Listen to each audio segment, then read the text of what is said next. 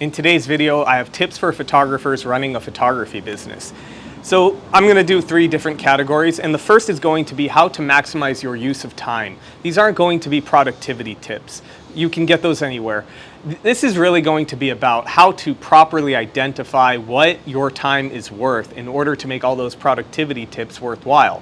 So I like to follow the 80-20 rule, which is basically that 80% of the results come from 20% of the work. And this is absolutely true when it comes to running a photography business. In other words, don't waste your time spending 8 hours agonizing over the color of your font on your website. This is not going to actually lead to an improvement in your business and getting more work. It's really important that we identify this truth, that we live by it, and we stop wasting time, because I think a lot of people honestly want to avoid the hard work and avoid certain things that will lead to results. And so what they do is they obsess over little things, and then they can convince themselves that they've had a productive day, and they honestly have not. Just to be clear, I'm not on a high horse here. I have these tips because I made that mistake. I remember one day working for 8 hours on one blog that wasn't really going to lead to anything. Let's talk about emails, correspondence, how to professionally write to your clients, and how to convert inquiries into actual jobs. So first of all, I'm going to start with this. It's really important that you get back to people right away. I have lost jobs or lost the opportunity to get a job by simply taking too long to respond. And sometimes that's been as little as 1 hour. I will email someone back an hour later and they're like, I already found someone. Now with corporate jobs, you're going to have a little bit more leeway because they are usually slow moving. Not all of them, but I'll often book a large conference like 3 months out. And so you have a bit more time. But when you email someone right away, it can do more things for you than just make sure you are the first photographer they talk to. It shows you're eager. It shows that you're serious about this. It shows that you're really interested in working with them. People like to feel like they're being treated with respect, and responding 8 hours later, it kind of shows that they're not a priority to you. But also, because large corporate jobs can be a bit more slow moving, sometimes it's just also really important to get the ball rolling as soon as possible. Make them invest in you, so to speak, so that it's not going to be like so easy for them to just take another proposal and then go with another photographer.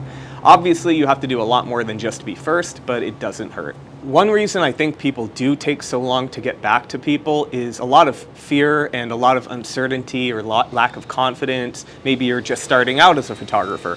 And so every time you get an email, you're starting fresh and you're panicking and you don't know what to say for rates. And so you don't say anything and you think about it for 3 or 4 hours. And meanwhile, they went with someone else. The remedy to this is to make sure you have templates. Have like a pre-written response that you can modify so that you're not like reinventing the wheel every time you get an email. You can open a Google Drive document and then store all your different templates for your responses. Modify it a little bit. At the very least, if you don't want to write templates and you want to just wing it every time, I think it's really important that you have set rates and that you don't want to be inconsistent for a lot of reasons that I won't get into, but one thing you want to be able to do is make sure you're not leaving money on the table by kind of panicking and not sticking to your guns when it comes to your rate. My next tip is to always get a contract. Contracts do a lot for you. They protect you in case anything goes wrong. They guarantee you a deposit because you cannot take someone's word in business. You need to make sure that the work is guaranteed, and if it is canceled, that you are compensated in some way. A job lost is 2 jobs lost in a sense. It's also the job you could have taken. And so you need some sort of recompense, which is a word I love, in case that happens. But if you feel scared to ask your client for whatever reason for a contract, let me tell you, it's more for them or as much for them as it is for you. Most clients will prefer, at least if you start doing corporate work, maybe not families, but most family type work will think that's completely normal for you to ask for a contract. But any type of corporate work, you absolutely want a contract. One time I might not take a contract would be something like portrait work, which is something I'm largely out of. But the reason being that for me, I want the opportunity to be able to reschedule a portrait session in case I book an event that is on a specific time and date. And speaking of contracts, just like responding to emails right away, once you're at that stage where it's time to get them a contract, do not delay.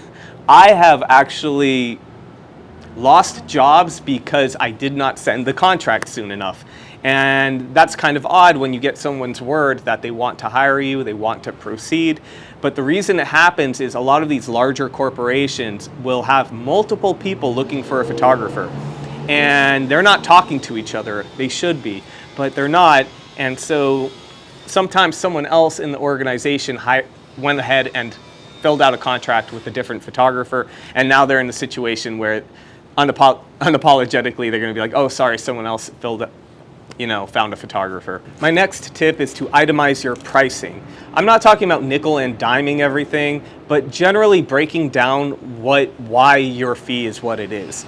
And there's a lot of reasons to do it. But first, let me explain the problem with giving a lump sum. Let's say someone reaches out to you and they say they need 7 hours of photography coverage, or maybe it's a different type of field, that's fine.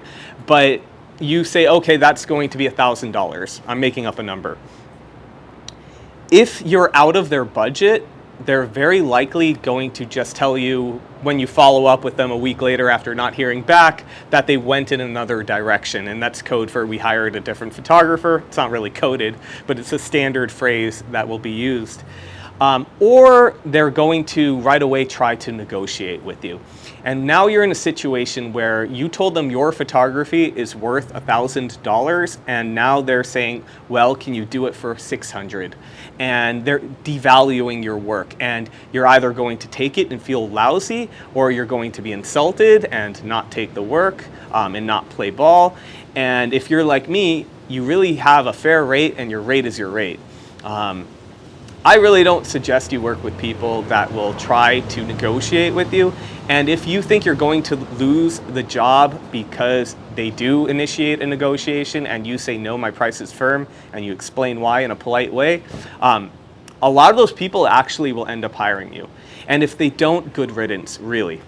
Now here's the thing, if you itemize your services, if people need you to fit within a certain budget, then you can have a conversation about a reduction of services. What can be taken out in order to fit the budget? Different usage rights. Maybe they don't need the usage rights that's included in your hourly rate. Maybe they don't need a 1-week delivery and they can get by with like a 2-week delivery, or whatever it is. However you want to break down your structure, your pricing, you can still kind of negotiate with them, but you're not negotiating on the value of your work. Another thing about itemizing your pricing is that potentially you can run into problems down the road, and being able to parse out what they were paying for can actually help. For example, myself, if you caught my live stream recently, you know I drove all the way up to San Francisco for 5 events. It was going to be 6 and it got reduced to 5, but unfortunately my client had to cancel due to COVID. And so they were all canceled, but because I itemized my travel, my hotel, gas, etc., I got that stuff covered because it was itemized. Now, if I just said, here's my lump fee, then it was going to be a lot trickier. And so everything was more clear-cut because of that. Okay, let's talk about professionalizing everything, really. You need to be a consummate professional. Everything about you, from your appearance to the way you conduct yourself on the job, to how you write. You need to be professional in that regard. And by professional, I don't necessarily mean formal. There's a nuance to writing professionally, but also very casually and not too cold. So if you don't know how to write, I really recommend you figure that out. Writing can be tricky for a lot of people. I went to a great university and still never knew how to write. I didn't learn how to write until I actually taught English when I was living in Peru, and I was like, okay, let me figure this out. I loved to write, but it didn't mean I had a mastery of writing. If you're interested in stepping up your writing game in order to more effectively communicate to your clients, I really recommend Elements of Style. It's an excellent little handbook. It's one I read, I reread, it's great. Okay, let's talk about insurance now. Insurance is something to me that's worth the peace of mind. When I first started as a photographer, I had a hell of a year where everything went wrong. My bicycle was stolen, this was stolen, that went wrong. And it left me feeling pretty neurotic about my gear. I remember I couldn't walk into a 7-Eleven without constantly looking out the window to make sure my car wasn't broken into and that kind of thing. And so having that peace of mind was worth it.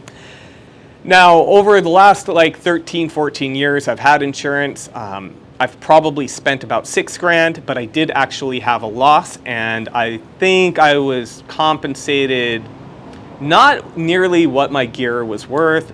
I think I had maybe $2,700 worth of losses, and I may have been compensated $1,600. And so clearly I've spent more on insurance than I've actually recovered. However, there are other reasons to have insurance other than peace of mind, and you have to remember that insurance is there not just to replace gear, but to protect you. But additionally, you may need insurance in order to complete a job. A lot of companies or venues will require that the photographer has insurance at a certain amount, usually $1 million, that kind of thing of coverage.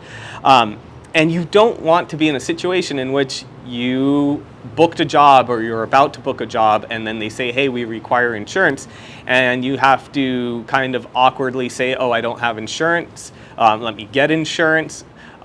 Or you have to scramble to quickly insure yourself in order to get the job. I really would recommend you avoid that and just get insurance. I personally feel it's worth it. I think it is part of being a professional that you are insured. So those are a few of my business tips for working professionals. I have more tips coming. I'm going to do one practical tips on the job, and I have one on personal tips for professional photographers. That one is going to cover more the lifestyle of being a professional photographer. And I want to, in that video, really talk about what I feel truly pushed me over the precipice of being a photographer that was getting by to becoming one that was truly successful.